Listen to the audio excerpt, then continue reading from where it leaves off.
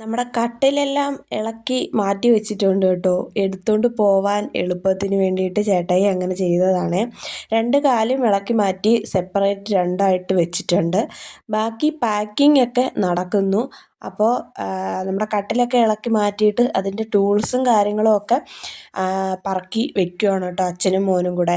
ഞാനിവിടെ രണ്ട് കാർഡ്ബോർഡ് നമ്മൾ കൊണ്ടുപോയതിനകത്തുനിന്ന് ഫോട്ടോസൊക്കെ മാറ്റിയിട്ട് രണ്ട് കാർഡ്ബോർഡ് എടുത്തുകൊണ്ട് വന്നിട്ടുണ്ടായിരുന്നല്ലോ.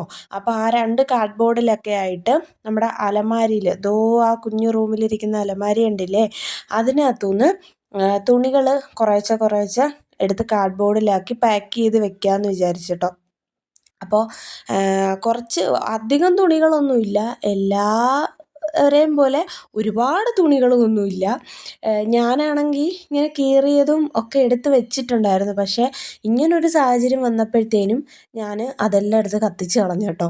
എന്തിനാ വെറുതെ അങ്ങോട്ടും ഇങ്ങോട്ടും ഇട്ട് ചുമക്കുന്നത്? നമുക്ക് ആവശ്യത്തിനുള്ളത് മതിയല്ലോ.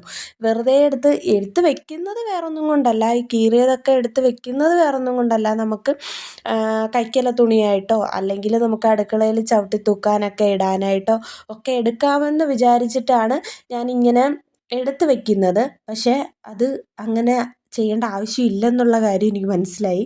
ആവശ്യത്തിന് നമുക്ക് ചവിട്ടി തൂക്കാനുള്ള തുണി എടുത്ത് വെച്ചിട്ടൊരു 3-4 എടുത്ത് വെച്ചിട്ട് ബാക്കിയെല്ലാം എടുത്ത് കത്തിച്ച് കളഞ്ഞു കേട്ടോ.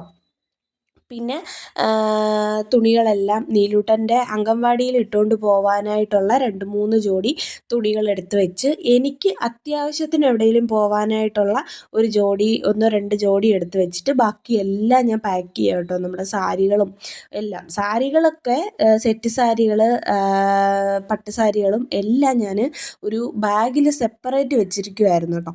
കാരണം ഞാൻ സാരി അങ്ങനെ എപ്പോഴും യൂസ് ചെയ്യാറില്ല. അപ്പോൾ അത് സെപ്പറേറ്റ് ബാഗിനകത്താണ്. പിന്നെ 1-2 സാരി മാത്രമേ അലമാരിയിലുള്ളായിരുന്നു. അപ്പോൾ അതെല്ലാം എടുത്ത് പാക്ക് ചെയ്തു. ഇതിനിടയ്ക്ക് നീലൂട്ടനും ചേട്ടായും കൂടെ കുളിച്ചു. നീലൂട്ടൻ കുളിച്ചിട്ട് വന്നിരിക്കുകയാണ് കേട്ടോ എന്നെ ഹെൽപ്പ് ചെയ്യാനായിട്ട്.